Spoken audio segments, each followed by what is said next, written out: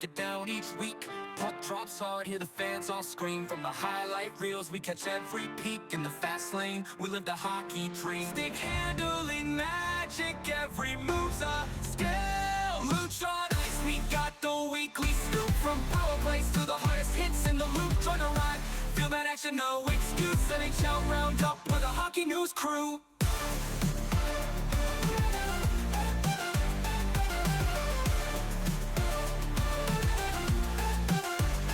Goals and assists, the numbers never lie. From golden gloves to the rivalries that fly. On ice battles, real grit and we pride. With Looch on the mic, we rise to the sky. Every play's electric, they give us a thrill. Looch on ice, we got the weekly scoop. From power plays to the hardest hits in the loop. On the ride, feel that action, no excuse. NHL roundup with a hockey news crew.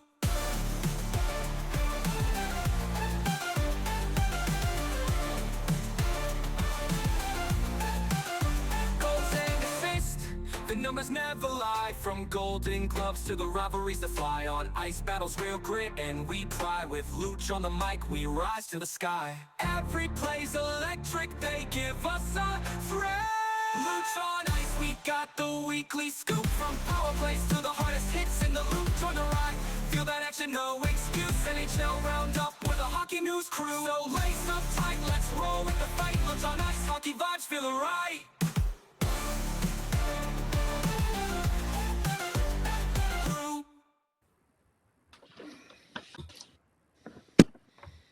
All righty, Jeff, what's going on, buddy? How's it going? Not much, Looch. How you doing, baby? All right, we are ready for our special guests. Going to do a little recording today for our Wednesday night show. Yeah, we have a couple guests today. We have Jane and Guy Gaudreau from the Gaudreau Family 5K Foundation. We're going to talk to them a little bit about the foundation and maybe some USA hockey today. So let's get them on and we'll get rocking and rolling here. Hi, guys. Hey. How you doing? Jane and Guy Gaudreau here. Thank you for joining us today, guys. I appreciate it. Thanks for having us. I'm Jeff Chicola. That, as you know, is Looch. In other words, and my other name is Anthony Carlucci. So just so you guys know, yeah, let's start talking about the family, the Gaudreau Family Foundation that will be coming up May 16th at Washington Lake Park. That starts at 8 o'clock, I guess it is. We could talk a little bit about that. Yes, it's the Gaudreau Family 5K. It's actually a 5K run, also a 2-mile walk and a fun day. We try to incorporate as much as we could with what John and Maddie liked and what was important to them, and children was always important to them. So we, our friends who had started this 5K last year, they're the ones that kind of had some of the ideas, and what they did is kind of just wanted to make it as, easy and nice as possible for people that just wanted to honor John and Maddie to come out. And last year we had some games and different things for the kids. This year we went a lot bigger. Well, they went a lot bigger, where there's going to be like a bouncy house, there's face painting, there's pretty much all the Philadelphia mascots that will be there. And there's also a cornhole tournament. And I'm trying to think what else. Oh, Bluey will be there. So that was a big hit for the little ones. Bluey will be there. We have a diaper dash and a kids dash, and yes, we have, and all kinds of vendors are there. So it's going to be like we'll have a performance, dancers. So we have a lot of stuff going on, and lots of raffle, lots of baskets for the raffle. That was a big hit last year. People just seem to really, really like raffle baskets. So we brought that back, and we're just kind of excited to just see everyone. Last year, how it got started, shortly after the boys' accident, our hockey friends, which, hockey, so hockey is such a tight-knit community, and our friends wanted to they were trying to work through some of their grief too, and also honor John and Maddie and help, Guy and I and our daughters. And so they came up with this idea to do a 5K. And they came to Guy and I and asked us, what we thought. And at that point, that was probably maybe October. We were lucky if we could even get out of bed to take a shower. Like, it was just not a good time for us. But it seemed like a wonderful idea. And when they said May, we thought, well, maybe in May it would be nice to be able to see some of the people that, may have came to our house or the funeral that we saw, but we just don't remember. And this way it would be like just a better atmosphere where something happy that we know the boys would like. So we said, they said, can we do it? And we were like, sure, it sounds like a lot of work. And, Guy and myself and Kristen and Katie, we weren't really up for it. We didn't know when we could be up for it. And thank goodness they took over, because it wasn't until maybe about March that we started to come around a little bit. And I started doing a couple interviews, and Guy got back he was up in Vermont visiting his family and sugaring, which is like tapping trees and making maple syrup. He was doing that. And when he got back, we started gradually getting a little bit into it. But that day was just unbelievable. It was, there were so many people. I couldn't believe how many people came out and how many people loved John and Maddie and our family. And it was just, it's really heartfelt for both of us and my two daughters, because it just showed what a tremendous effect John and Maddie had on so many different people. And so many people would come up and tell us stories and different things that we didn't know about our sons, because they didn't come home and say, guess what I did today? So that was really nice for both of us. And it was just ended up being such a great day, and so much participation, so much people that really wanted to help, that we were able to fundraise enough to build an adapted playground for Archbishop Damiano's school, which is a school that's very close to all of our hearts.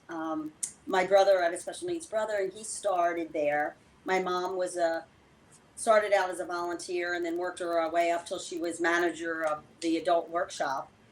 And then I started working there. My oldest daughter worked there. John and Maddie would volunteer when they came back from Gloucester Catholic. So they spent, when it wasn't soccer or hockey season, I guess it was like the third pretty much semester, they would spend every day there, because my mom or I would pick them up and then bring them back to the school, because they got done a little bit too earlier, like at 2 or 2:30, and then they'd come back and volunteer. So it just meant a lot to our family.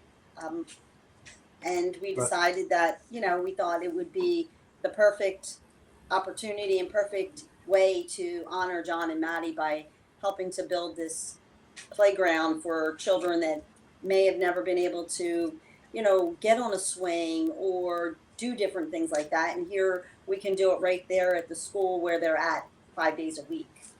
So That's awesome. That's how that kind of all came about. Again, wonderful hockey friends who reached out to us and just wanted to do something to honor John and Maddie. And then it just snowballed and escalated, and so many other people wanted to become involved. Right. So I can tell you, sorry, Looch, my son's in 06, just finished up. I never met either of your boys, but even before the accident, I could tell you, in a community where, as you said, it's tight knit and everybody knows that, you had other pros like D'Angelo, Ross Colton, but your sons, for some reason, were looked upon a little differently, more exalted, if you will. Like, I guess that's why he had the name Johnny Hockey, more approachable. I guess maybe because he was smaller, 5'7", Johnny, and made the NHL.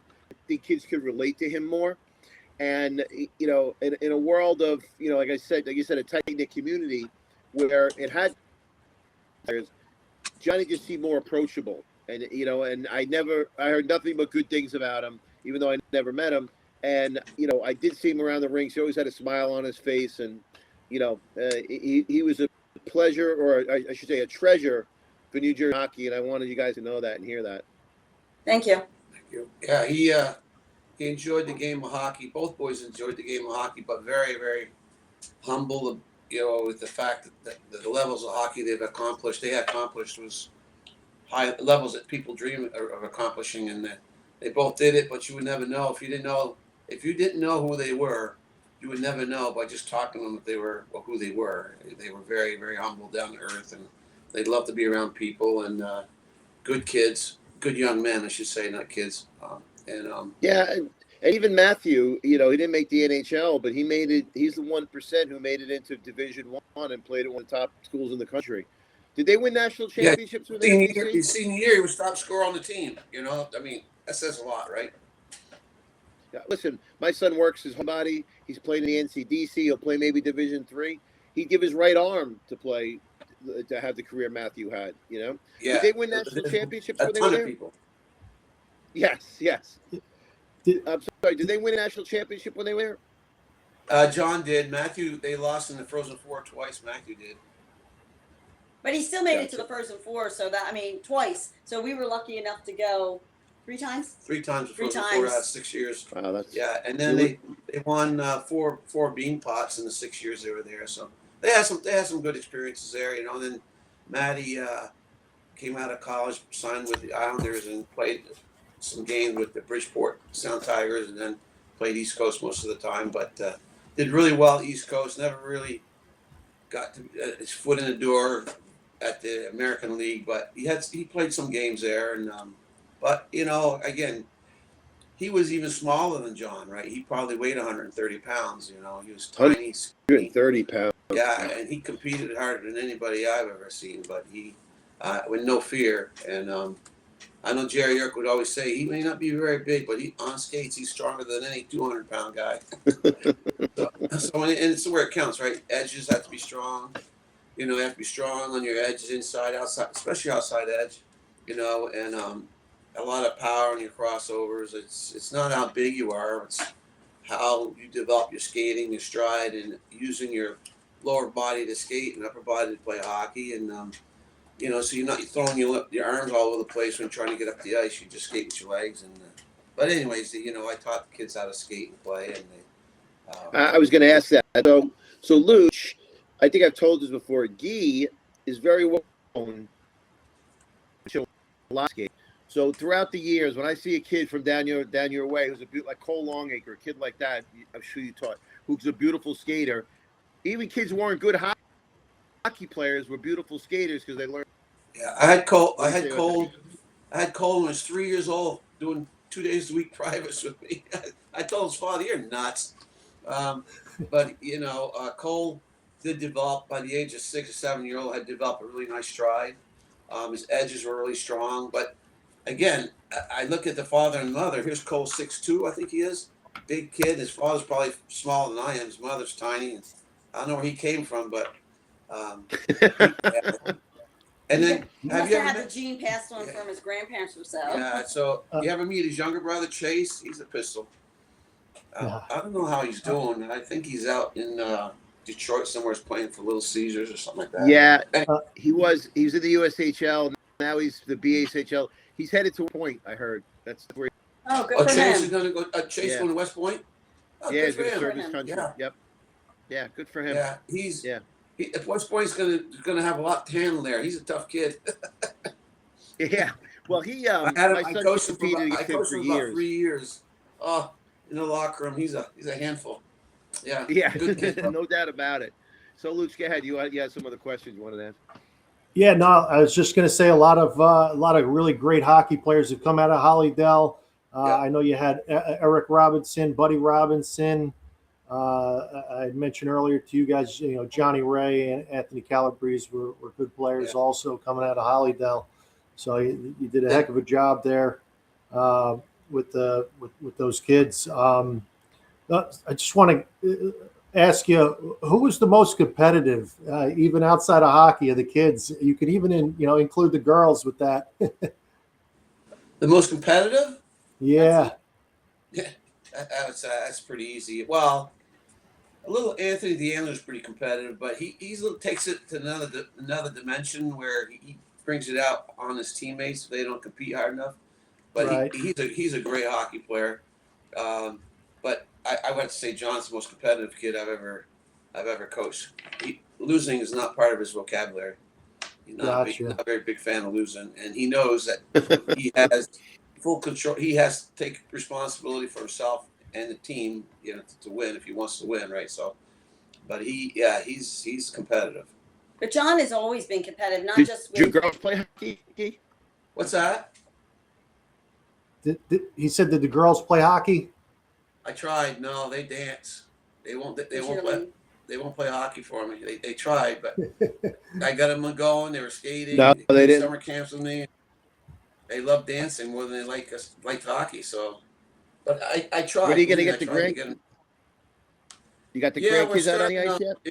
Yeah, May 14th. I'm starting a parent-taught class with hopefully Johnny, Carter, and Tripp will be there. I'll get them all out there. Start getting them on the ice and getting used to being on the ice, and then work my way into trying to get them on the ice as many hours a week as I can.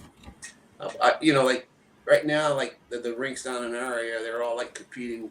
They want me to have them at their rink, so right now it's Hollydale. We're gonna start a parent-taught class there, and we'll figure out from there. But I promised the boys that before everything happened, when Maddie found that he's having a little boy, they both cornered me, made me promise to come out of retirement and teach them how to play hockey and teach them how to skate like I taught them. And I'm just trying to get my head on straight now. I'm trying to focus on getting back into it. It's going to be hard because I was retired for 4 or 5 years. I didn't do much with it, so. Right. Yeah. Well, I'm sure you'll do fine. And you guys were able to go out to the USA hockey game there out in Italy. If you could maybe tell us a little bit about that. Most of us saw it on TV, and what an emotional and great event it was. And it couldn't have played out any better than that. I mean, what was that like for you guys? Yeah, well, I know I had mixed emotions, right? Like, right. It was great that the boys honored John and Matt the way they did, and especially John. And we were so appreciative of everything. We appreciated what they did. They did. But on the flip side, it's it's hard for us to watch them out there where John would have been out there winning a gold medal with them, right? So, it was great. They did what they did, and NBC flew us out and put us up in a nice hotel and took good care of us. And I was happy. I always like beating those Canadians. So. Yeah, that's for sure. With the Kachuk boys out there. yeah, the Kachuk boys, and they had a really good squad. They had a really good mix of players, skill with physical play, and offensive defensemen and defensemen. And Hellebuck, without him, they don't win, right? He played out of his mind.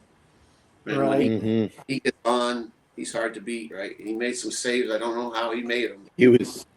I know, like the one that McKinnon missed wide open net, 100 out of 100 times he puts that right in, right?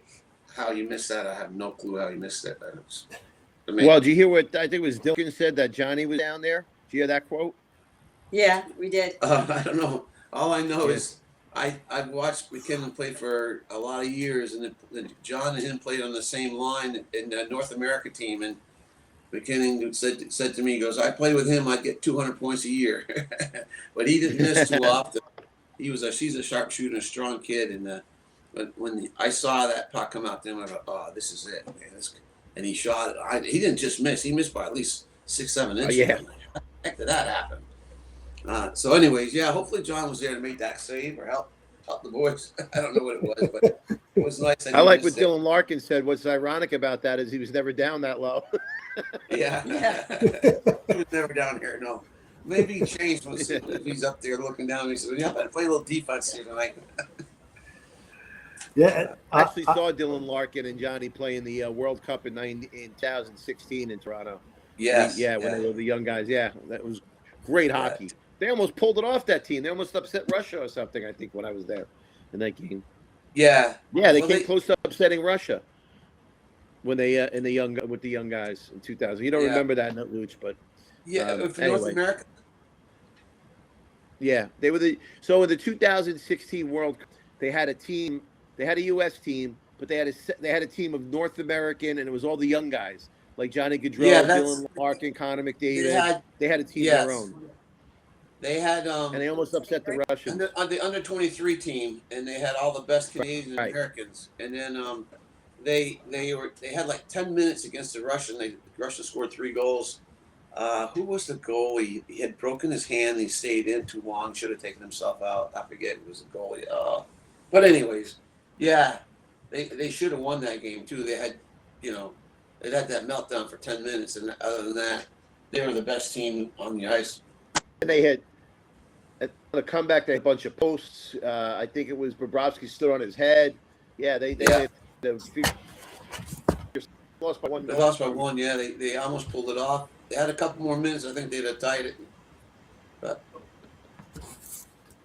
I'd like to just say that going back to the U.S. game with Jack Hughes. I'm a huge Ranger fan, and Jeff's also a huge Ranger fan, and we became Jack Hughes fans overnight, even under the Devils. With that whole game and the donation that he gave to you guys for the foundation, which was just unbelievable. That was a great thing to see, and much respect for Jack Hughes. Yeah, he's a great kid. He was.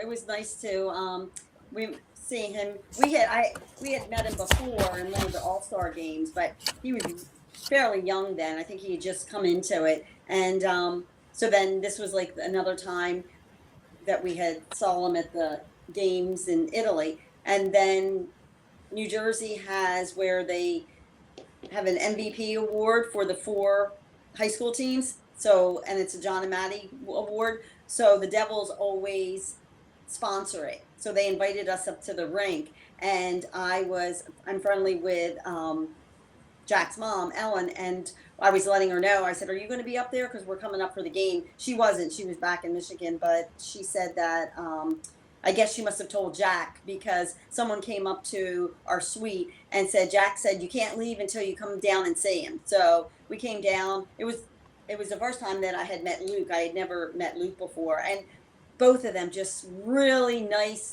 kids. They just remind me a lot of John and Maddie. They're very close as brothers, as Quinn is too. We saw the Quinn and Jack relationship when we were in Italy, but just really nice kids. And for him to do something like that for the foundation was just really, unbelievable. We had no idea until we got the call that he was going to do something like that, and so that was nice. That's awesome. By the way, Looch, the first winner of that Johnny and Matt, the first year they named it after him, it was my teammate from Westfield, Aiden Wilson. Wow. My son's team, my son Jackson's team won the state championship, and the first Johnny and Matthew Gaudreau award went to Aiden Wilson, his teammate. So we're very proud of that. Nice. That's great. Yeah, I'm very proud of that. All right, so if you have any other questions, Jeff, we'll wrap it up. And no, I just want to thank you for coming on. If there's anything you want to promote the 5K before you go, we'll do whatever we can to promote it. I have a forum on Facebook, the 111 Hockey Forum.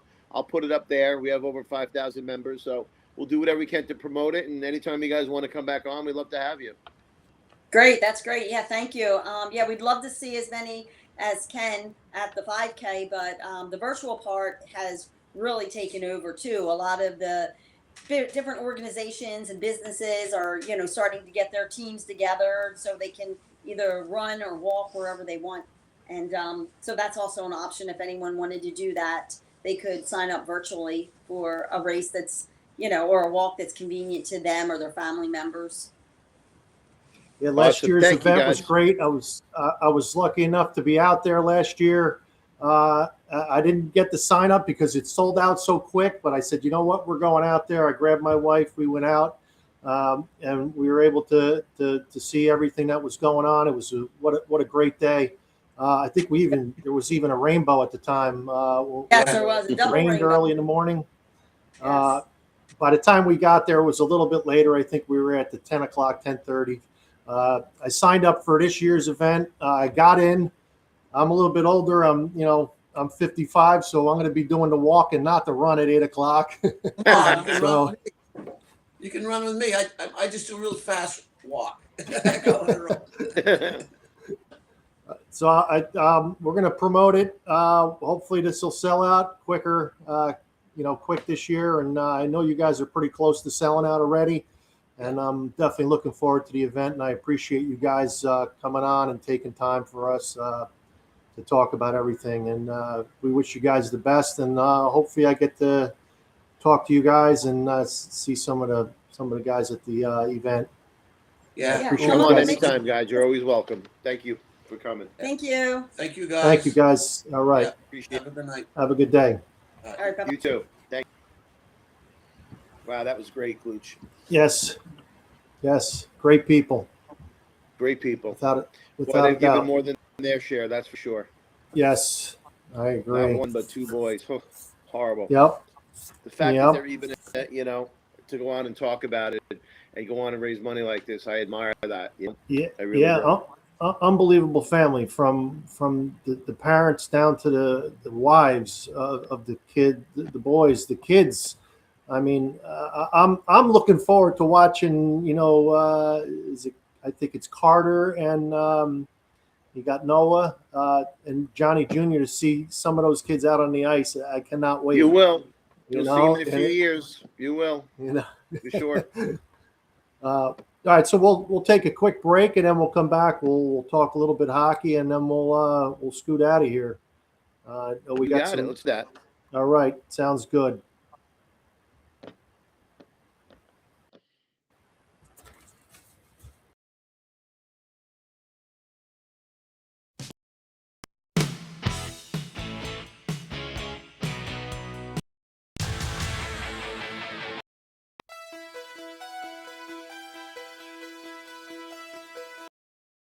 What is love? Baby, don't hurt me. Don't hurt me no more. Baby, don't hurt me. Don't hurt me no more.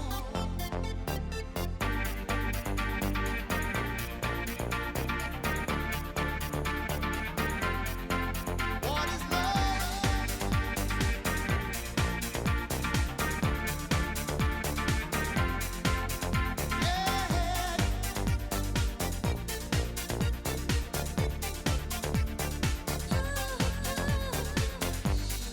I don't know, you're not there.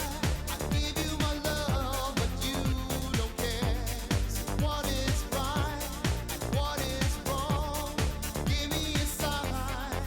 What is love? Baby, don't hurt me no more. What is love? Baby, don't hurt me no more.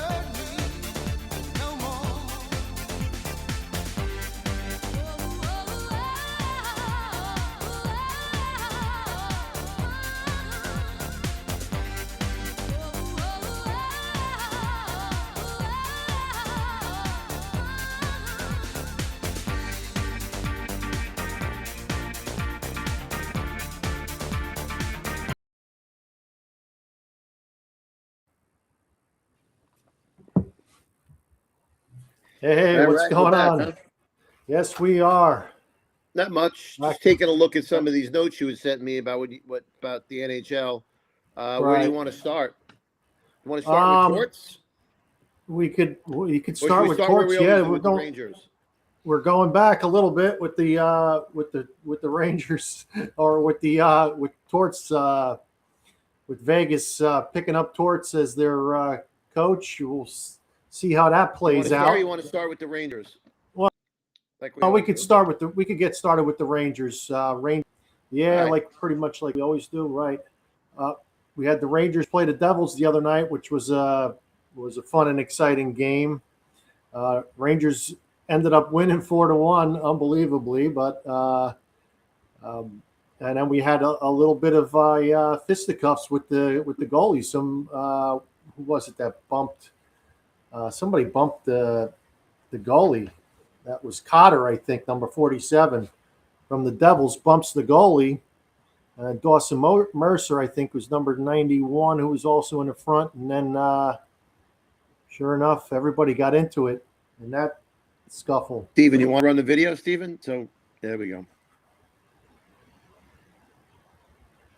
Yeah, believe it or not, I haven't seen this yet. I've only seen the headlines. Oh, okay.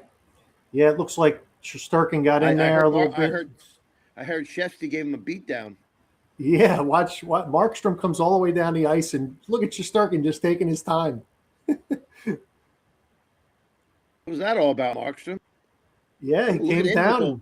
You go left. Whoa. Right. The jab. Better of him, Shesty, for sure. I would say 100%, right? I mean, yeah. Geez. I don't know if Markstrom landed one punch. Those jabs like that before. I couldn't believe it when I saw Shesterkin, and it was just unbelievable that I'm seeing this. We don't see too many goalie fights. I think they said they're usually uneventful when they are. Right. This was supposedly only the third one, I think, of the season. And Shesterkin did the old grab the jersey and just started, even using his. Yeah, the jab. What's with the jab? Looked like Ali. Yeah. Back in the day.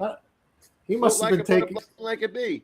So, I shout out to my friend Chris Hopwood, who I text with almost every day. Every time the Rangers win, it makes them more miserable. And I got to tell, they're going to screw up the draft position. I feel your pain, Chris. I wish they would lose too, but you can't tell that to a coach and a bunch of professionals. They want to win, so as long as they stay in the top 5, they'll be okay. Right. Yeah, they're saying the draft is pretty heavy in the first 5, and then it drops off, or 6. Yeah. It drops off pretty heavily. So you got, actually, it's not top 4. You got Ivor Sternberg from Finland. You got Gavin McKenna, who we've all talked about, and then the two defensemen, Chase Reed and Verhoff, who are, after that there's a drop off. But you want to be in the top 4, which means the Rangers will finish 5. Which we know because it's the Rangers. We'll see, though. I mean, you can only drop one spot from the way the rules work. Right. So in the 3, they're guaranteed to be in the top 4 and vice versa, whatever. So, knock on wood, they win a lottery. Kenna, that's who I would take. Looks like he's going to be, some people, half the scouts say Sternberg, and the other half say McKenna. A couple say Reed or Verhoff. Rangers have luck wins, especially drafting that high. Elias Anderson, Krasov. So I prefer McKenna, but we'll see what happens. Right. So yeah. On the good side, Laffy's and play good together. Mika had a bounce back year. Hopefully Miller will have a bounce back year next year, and but they got to get younger. They still got to get a stud. Yeah, Perot's looking great, I think. I mean, a lot of the young kids that they brought up, I think are looking good. I mean, no complaints here. Even Laba, Laba just came back from an injury. I mean, they're not going to be elite players. Sorry, go ahead, Looch. Go ahead. No, they're not, elite players, but hopefully they'll be, in the top 6 or so with the Rangers. Well, sorry, as we talked about on the show many times, the Rangers got a lot of depth and prospects in the bottom 6, right? It's the top 6 they're lacking. Perot, right. Maybe Greentree, Spence. Hopefully Greentree will be here next year, but it'll probably need some time in the minors. Spence is at least 2 years away. Hopefully the top pick they get this year. But, even Fortescue is a bottom pair guy, Cora, Schlemar, however you say his name, Laba, hopefully he can move up in the lineup. Those are all bottom 6 guys. The new guy they picked up, Carte, who's been a revelation. These are all bottom 6 guys. And by the way, things are not looking too good for fan favorite Matt Rempe, having been out this year. A lot of these guys have probably passed and are showing something, and he's going to have a hard time getting back in the lineup. I feel bad for him, but yeah. I agree. Yeah, I was thinking the same exact thing. I know he's been showing up to some of the games. He's up in the stands, and a couple of friends of mine have been to games, and they see him outside walking into the arena. So he's definitely still part of the team. I am fortunately going to the last game of the season against the Buffalo Sabres. I got tickets from a good person, and me and my wife. I'm dragging my wife to the game, and hopefully I'll see something out of them. I mean, the Buffalo Sabres they're playing, so I'm not too optimistic about it. And like you said, we want to see them. We want to see them, finish in the bottom of the league. They've been eliminated already, so what are they going to get out of the season at this point? Except for just seeing these younger kids play, and we even saw the backup to the backup, Garand, who had a decent game. He'll be the future goalie of the team. If Quick decides to retire or whatever happens there, we know Quick's getting a little bit older, and he had some injuries, I think, in the beginning of the season, along with Shesterkin. But we'll see what happens with that. I mean, Rangers eliminated. A couple teams have already gotten spots into the playoffs. They clinched spots. You got Colorado in the West, Dallas in the West, and then Vancouver is another team that's been eliminated from the playoffs. But Buffalo's making some waves, that's for sure. Well, they came out of nowhere, right? It looked like another lost season for them. I think it's 14 straight years they haven't made the playoffs. They fired their GM, and then all of a sudden they took. Now, look, they're very, very good. You mentioned that mark about their goalie. That's probably their biggest question mark. But in the East, they're gonna have 6 new playoff teams, right? The only have is Tampa and Boston, right? Everybody else is going to be new, and any of those teams, or Carolina maybe 5. Any of those teams, you got to say Tampa's the favorite. Maybe Carolina, as long as Brindamore doesn't do his thing and shut down his own offense. So any of those teams, it's wide open. Right. You'd have to make Tampa the favorite. I would, anyone. I think most people would, but you know how that goes. Right. The favorite never wins, right? But we'll see. No Florida this year, no Rangers. It's wide open. Yeah, that's well, we got the West. We'll get into the West in about 2 minutes. I just wanted to touch on Ovechkin, another unbelievable, another 30-goal season. I think it's 20 seasons with 30 goals. He's number one. He is. 40 years old. Geez. I think the other two were Mike Gartner with 17 and Yager with 15 30-goal seasons. So Ovechkin leading again in 30-goal seasons with 20. At 40 years old, he gets another 30 goals this year. The guy is just unstoppable. I mean, how old is he going to play till? Not human. The guy's not human. Like, only thing I can say is the guy's incredible. And think about, what are we talking? 2 or 3 losses. He'd probably have 22 or 23 if it wasn't for the scouts. COVID. Right. The guy's not human. And last year he got hurt. I think he was out for a long time with was it a broken leg or something? And then he comes back and then beats Gretzky's record. You didn't even think he was gonna get the record. I'm like, this is never gonna break the record when he's out with a broken leg. I said, there's no chance. And sure enough, he comes back and boom. It's like, but he's putting in that record very unreachable. Yes, that's what he's doing. Yeah, because he's not just beating Gretzky's record; he's blowing past it, and then he's not done yet. He'll be back next year, and probably score 40. I was thinking the same exact thing. He's going to want to play another couple of years. I have a feeling, because Washington's playing, right? Yeah, sure, exactly. Yep. Like I said, nobody ever had more fun winning a Stanley Cup than that guy. Yep. So, everywhere with it. So good for him. His podcast, at least So good for Ovechkin. Yes, we do. We'll bump over to the West real quick. We talked about Colorado and Dallas. They're both going to be in the playoffs. Going to go, probably have a deep run into the playoffs, and looking for a Stanley Cup. Colorado's got a great team. As you know, Dallas does also. A lot of the guys I like on both of those teams. I'm a fan of Wyatt Johnston over in Dallas. The Robertson brother, Robertson, yeah. They might have. This might be Dallas's year. They've come up short, even though they've had the talent. They have the goalie, they have the defense, they have the scorers. Wyatt Johnson, among others. Yep. Jamie Benn's still good. She'll produce. And who else?